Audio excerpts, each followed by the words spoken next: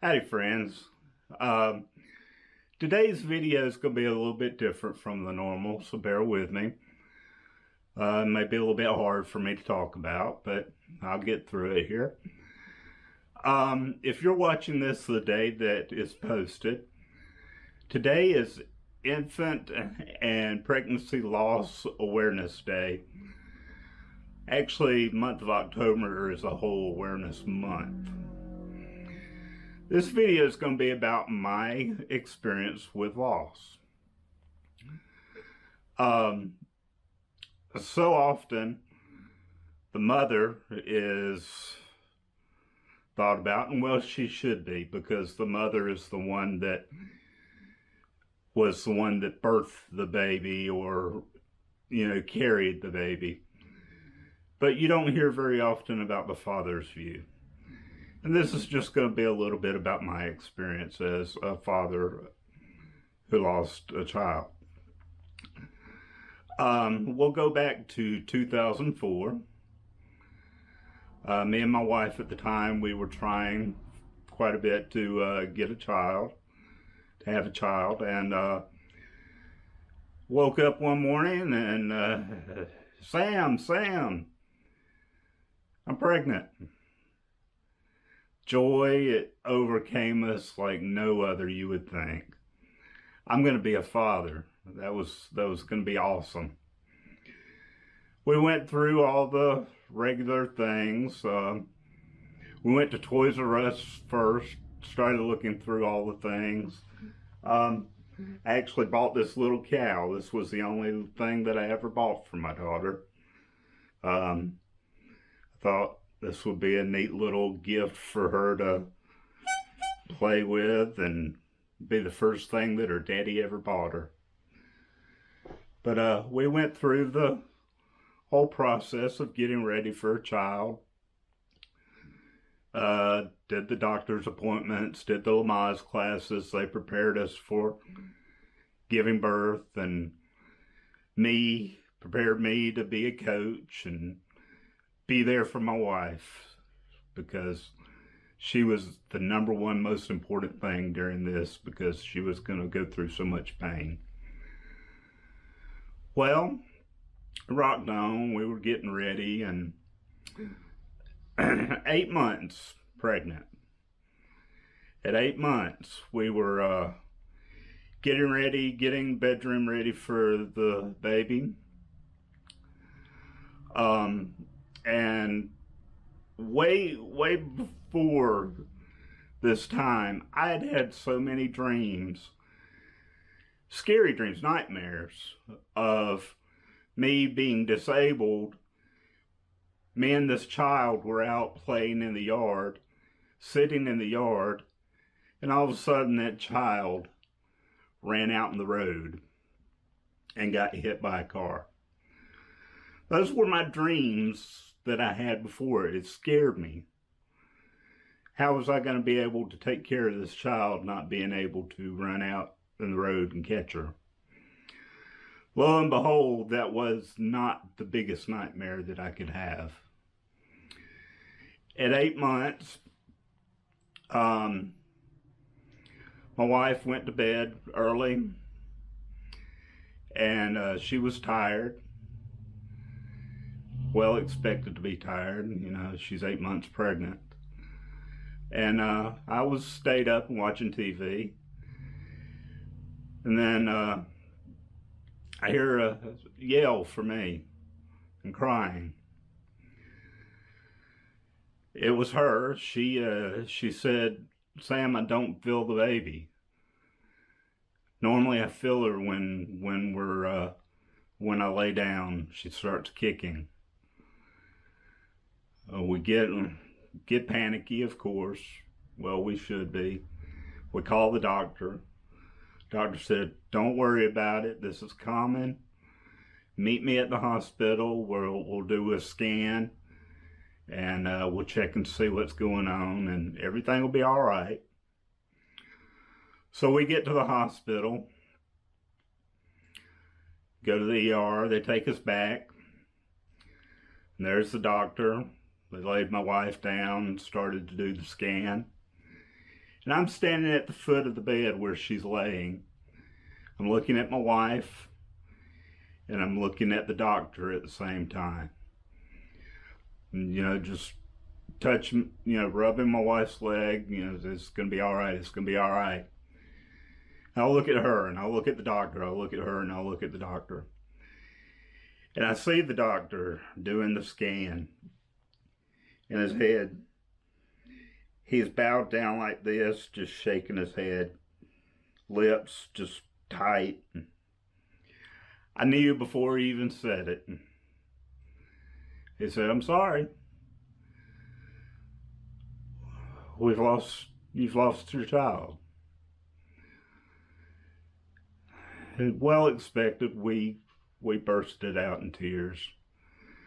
We sat there and held each other and cried and cried and cried. What are we going to do now?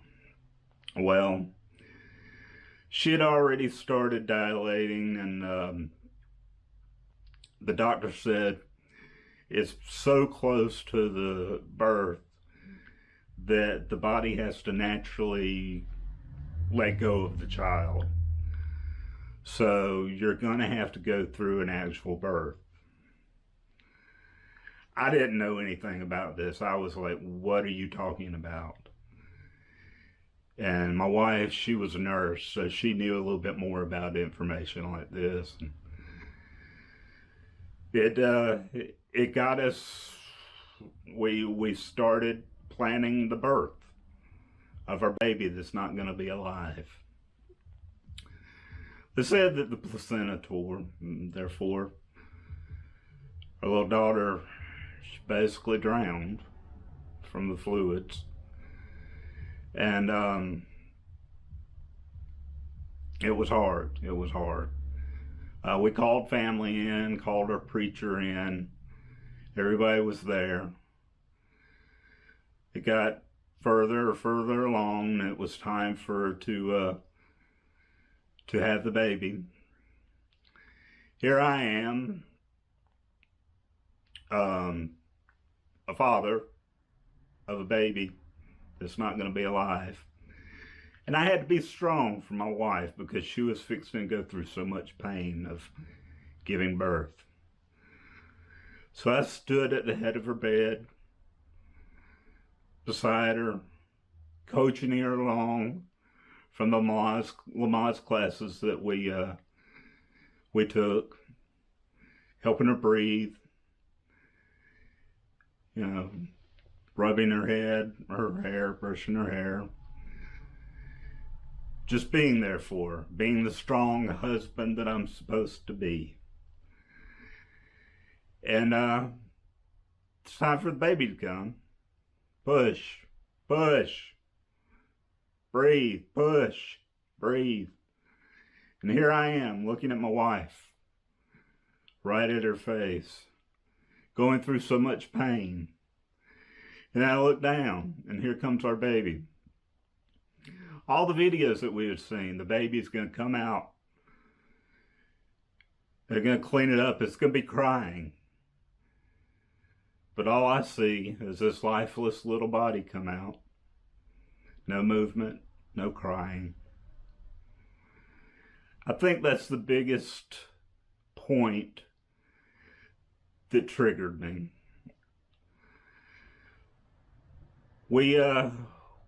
They went through taking the body and cleaning it and all. They did pictures, beautiful photographs. The hospital did well about that, as taking that moment for us for memories. They gave us all the time that we needed to hold the baby and, make sure that we were all right as much as we could be for that moment. One thing that triggered us as well is the hospital asked us, do you want to have a funeral or do you want to dispose of the child? Verbiage. Verbiage is one of the things that can be something that wraps your body in love or shoots you right through the heart. Dispose of a child, our child. No, no, we don't want to dispose of our child. We want to bury our child.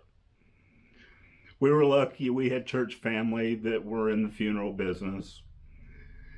They took care of us. We had a wonderful, beautiful funeral for a baby girl, Alyssa Shea.